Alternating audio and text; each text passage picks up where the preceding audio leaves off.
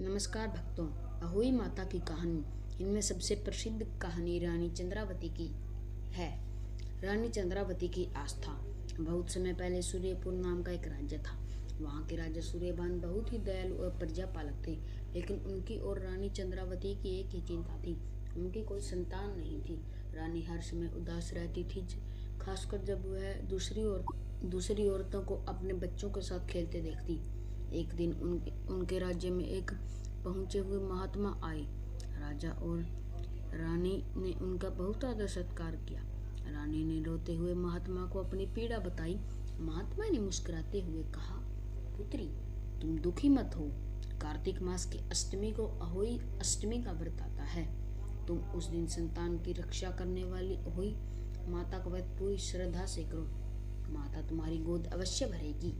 रानी ने व्रत की विधि पूछी। महात्मा ने बताया, इस दिन सूर्योदय से लेकर तारों के उदय होने तक निर्जला व्रत रखना। दीवार पर गेरू से हुई माता का चित्र बनाना और उनके 7 बच्चों का भी चित्र बनाना। शाम को तारों के अर्घ्य देकर माता की कहानी सुनना और फिर अपना व्रत खोलना। कार्तिक मास की अष्टमी आई। रानी चंद्रावती ने पूरे विधि विधान से व्रत रखा। उन्होंने महल की एक दीवार पर गेरू से हुई माता और उनके बच्चों का सुंदर चित्र बनाया। शाम के समय उन्होंने पूजा की थाली सजाई। ब्राह्मण ने कहानी सुनाने शुरू की। एक नगर में 7 भाई रहते थे और उनकी एक इकलौती बहन थी। 7 भाई अपनी बहन से बहुत प्यार करते थे।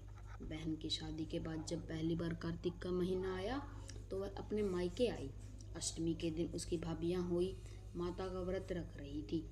उन्होंने जंगल से मिट्टी लाने के लिए अपनी ननद को भी साथ चलने के कहा। जब से मिट्टी खोद रही थी तो गलती से ननद की खुरपी से शाही का एक बच्चा मर गया। शाही ने दुखी होकर श्राप दिया, जिसने मेरे बच्चे को मारा है उसकी कोख बंद जाएगी। यह सुनकर ननद बहुत डर गई। उसने अपनी भाभियों से विनती की कि वे अपनी जगह श्राप ले ले। एक भाभी तैयार हो गई। इसके बाद उस भाभी ने जो भी बच्चे होते वे 7 दिन में मर जाते। जब 7 पुत्रों के साथ ऐसा हुआ तो उसने एक पंडित से उपाय पूछा।